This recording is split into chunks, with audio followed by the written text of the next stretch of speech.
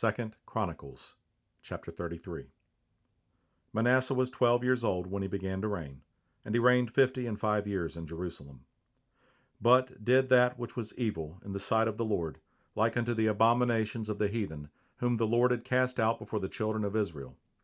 For he built again the high places which Hezekiah his father had broken down, and he reared up altars for Baalim, and made groves, and worshipped all the host of heaven, and served them. Also he built altars in the house of the Lord, whereof the Lord had said, In Jerusalem shall my name be forever. And he built altars for all the host of heaven in the two courts of the house of the Lord. And he caused his children to pass through the fire in the valley of the son of Hinnom. Also he observed times, and used enchantments, and used witchcraft, and dealt with a familiar spirit, and with wizards. He wrought much evil in the sight of the Lord to provoke him to anger. And he set a carved image, the idol which he had made, in the house of God, of which God had said to David and to Solomon his son, In this house and in Jerusalem, which I have chosen, before all the tribes of Israel, will I put my name forever.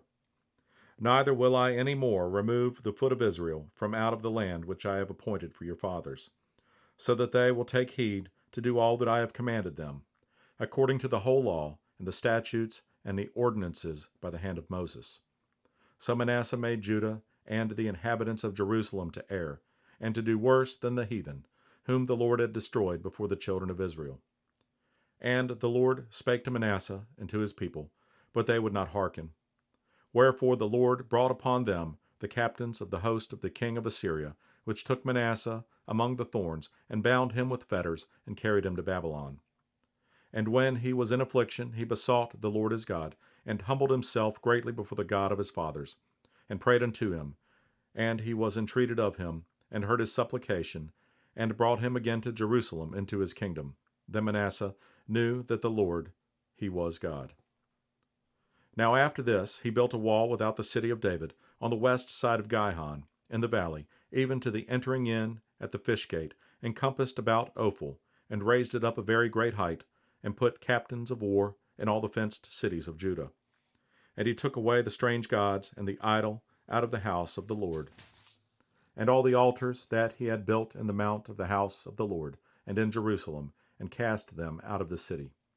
And he repaired the altar of the Lord, and sacrificed thereon peace offerings and thank offerings, and commanded Judah to serve the Lord God of Israel. Nevertheless the people did sacrifice still in the high places, yet unto the Lord their God only. Now the rest of the acts of Manasseh, and his prayer unto his God, and the words of the seers that spake to him in the name of the Lord God of Israel, behold, they are written in the book of the kings of Israel. His prayer also, and how God was entreated of him, and all his sin, and his trespass, and the places wherein he built high places, and set up groves and graven images, before he was humbled, behold, they are written among the sayings of the seers. So Manasseh slept with his fathers, and they buried him in his own house, and Amon his son reigned in his stead. Amon was 22 years old when he began to reign, and reigned 2 years in Jerusalem.